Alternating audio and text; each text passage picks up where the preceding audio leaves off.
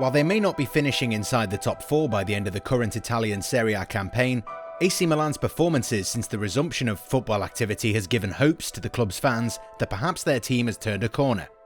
The last decade hasn't been kind to AC Milan. The Giallorossi are still one of the most successful Italian teams in history. While Juventus may be a domestic giant, winning more Scudettos than the San Siro outfit, it is AC Milan who have been the greatest Italian representative in Europe. The modern-day Milan team has not been anywhere near Champions League football for several years, and after some really timid displays and poor decisions off the field, are no more the perennial giants they used to be. The downfall of AC Milan coincided with the emergence of Paris Saint-Germain, who took their 2 most important members of the Serie A winning side in Zlatan Ibrahimovic and Thiago Silva. That would be the last time Milan would win the Serie A title. Since then, average displays and poor player acquisitions have been a recurring theme of Milan's malaise. The current campaign would be the 9th season that would end with the club not winning the Scudetto again.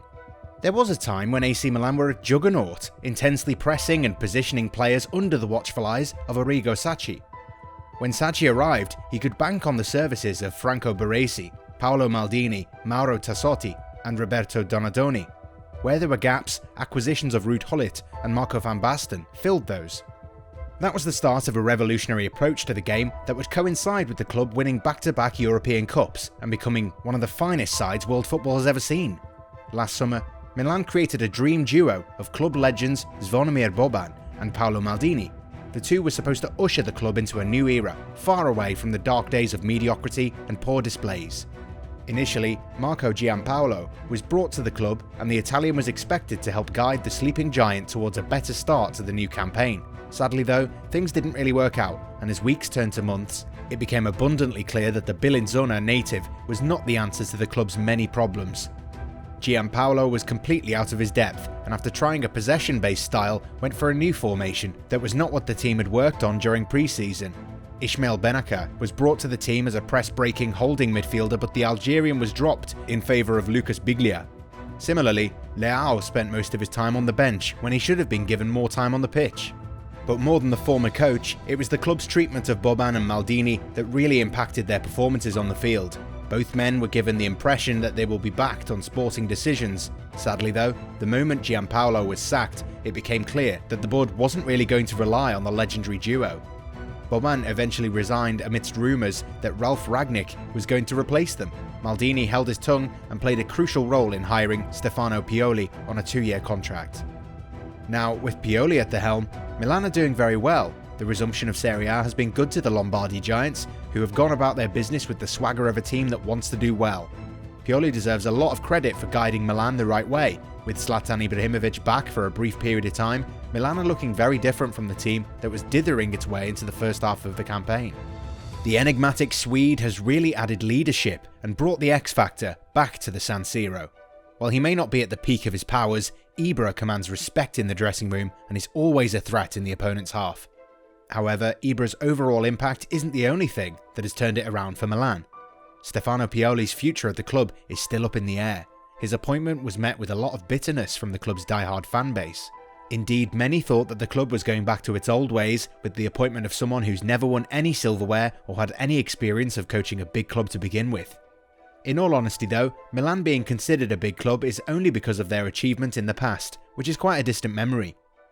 But Pioli has proven himself to be quite a success. The debut game was a forgettable affair, while defeats to Roma, Lazio and Juventus didn't really command a lot of confidence, following a 5-0 mauling at the hands of Atalanta. Many could foresee another managerial change on the horizon. That forgettable defeat was to be the agent of change for Pioli and Milan. Since 2020, Milan have lost just twice. Those defeats came at the hands of Inter Milan and Genoa. And while there have been a few slip-ups and draws that could have been wins, the current Milan side is completely different to the dull and insipid one at the beginning of the season. 4 wins in 5 Serie A games that included wins over Roma, Lazio and Juventus are a combination of a superb effort from the players and hard work of the coaching staff. While Champions League football might have to wait a little bit longer, the team is definitely in a great place to play in the Europa League next season. While wins sound good, the manner in which a team collects 3 points is equally and aesthetically important.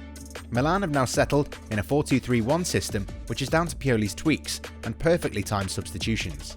His calmness and level-headedness when it comes to dealing with a relatively young squad has started paying dividends. Ismail Benacer, a man who was confined to a bit part role, is now the first name on the team sheet, and the Algerians' performances have made some of the best teams in Europe take notice. Leao, who was struggling for game time, is now starting to show why he's considered one of the most lethal young forwards around. Ante Rebic was crucial to Milan's comeback win over Juventus. And speaking about that win, would a team running low on confidence ever have the mental strength to put 3 goals past the best team in the league while chasing a 2-goal deficit? That's exactly what Milan accomplished. From the heart-pumping performances of Franck Kessie to the sleekness of Hakan Çalhanoğlu, AC Milan are definitely heading in the right direction, even though there are still a lot of things that need to be taken care of when we talk about off-the-field issues. Ralf Rangnick is still likely to join AC Milan, and no one knows for sure what role the Austrian will have. There have been rumours that the former RB Leipzig manager would be the head coach, the technical director, and will have all the power to decide which player to buy and who to sell. Indeed, that's quite an extensive role we're talking about here, and something unprecedented. Pioli has no idea where his future lies, but the Italian has gone about his business with grace. While the club's senior officials haven't said anything to support their current manager, Pioli has never shown any signs of disappointment. Perhaps such a level of disrespect is what could potentially hurt Milan in the long run. Maybe Pioli always knew that he was going to be a stopgap solution that would settle things at the club before being asked to vacate his seat for a long-term option. However, with how the club has fared in the league under the Switzerland-born tactician, there might even be a possibility of him staying beyond the current campaign. It still remains to be seen, however, if Rangnick will actually want to have a manager at the dugout. The Austrian might want to focus on other matters and provide the current coach with the right players. That could be the best way out for Milan, in all honesty. If Pioli manages to help the club to a European qualification, it would be difficult for even Gazidis to dismiss him. First, Pioli's reported contract is such that he will be dismissed if the club doesn't qualify for Europe. That isn't likely to happen. Secondly, Pioli has earned the respect of the club's fans, who played a huge role in deciding the fates of many managers in the past. The club's management and ownership wouldn't want to get on the wrong side of the fan base, so perhaps it would be a much better solution to have Pioli and Rangnick work in tandem. So are AC Milan gradually returning to their glory days? We can't say for sure. On current form, there's a lot of promise, but if you look at how things are being done off the field, there's always this risk of undoing all the good work that's been done in the last couple of months. If Milan's executives are able to sort out these issues effectively and get behind their current manager, they might be able to give fans exactly what they need: a giant that is woken up from a rather long slumber.